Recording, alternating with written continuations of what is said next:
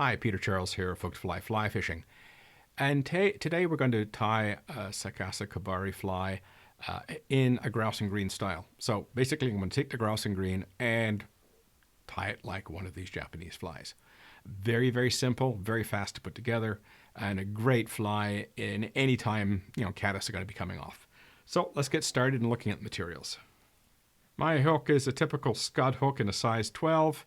Very common. Any type of scud hook in a size 12, size 14, anything at size 10, anything like that's going to work. I'm going to use this caddis green Veevus in a 10-aught. This is going to be my thread and my body, and I'm going to use some grouse for the hackle. So let's get going. Start your thread right at the eye.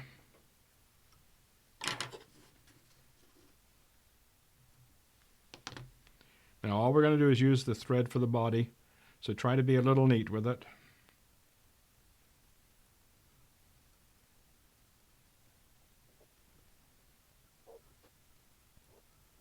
Now you can see I brought my thread roughly 1/4 to 1/3 of the way back. In these Sakasa type flies, the head is relatively long so that the hackle gets tied in the thorax position where the legs on the insect normally come out. So let's get a grouse feather and get tying the hackle. Okay, what I've done here is I've taken a grouse feather and I have just stripped away the tip, and you see I've put the tip forward. I can probably thin that out a little bit, use a little less barbs. Now I sweep the barbs out of the way, and the curve is facing away from me. That's part of the key of doing these hackles. You don't want the feather pointing toward, the curve pointing towards you. Now I'm just going to tie that in, and with luck that'll pop off. Now I'm just going to get my bobbin out of the way. Now very carefully just fold those forward, and now each turn goes behind the previous turn. Normally when we're tying these hackles, we're tying each turn in front of the previous. But in Kebari style, Sakasa style flies, it goes behind, not in front. Now, bring that up. Now what I'll do is, just to make life easy, I'm just going to brush those out of the way. There we go. Bring my thread.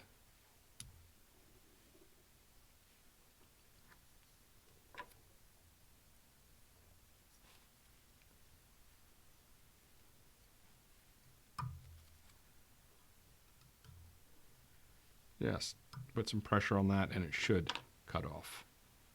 Okay, now what we're going to do here is I'm just going to put a few extra turns in here so it creates a bit of a tapering.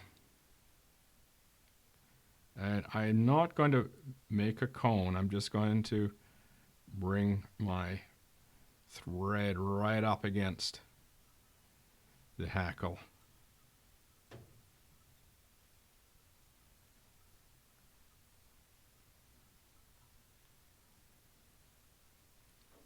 There we go. Now I'll just do a kind of a manual whip finish here.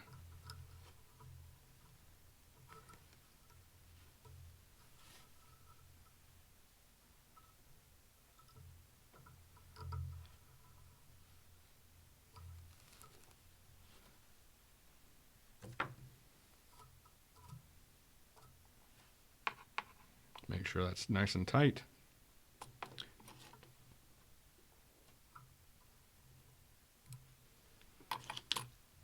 Okay, there's our grouse and green tied Sakasa Kebari style. Very effective pattern in a conventional North Country spider. It'll work for this one too. Very simple thread body. Don't get fancy with it. If you want to be really precise and really pretty, certainly go right ahead. But this is meant to be just tied and fished, tied and fished. Get them out there, catch something, go fishing. No need to get really silly and elegant about it. You might want to put a little drop of head cement where that knot is, but other than that, I think that fly's ready to go. So there we go, a Sakasa Kebari fly tied like a grouse and green. Cheers.